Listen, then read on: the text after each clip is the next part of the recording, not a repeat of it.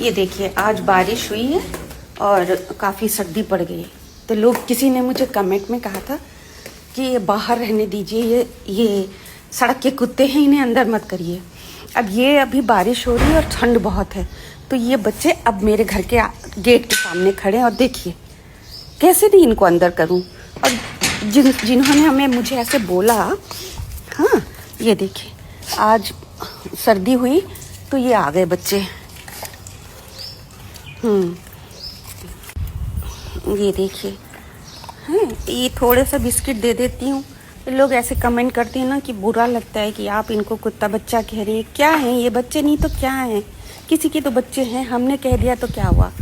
ये देखिए ये देखिए अब हम जा रहे हैं उसको देखने, मिमी को, तो ये पीछे पीछे आ रहे हैं। क्या लेते हैं हमारा, इनको कैसे कोई ना प्यार करे बताइए।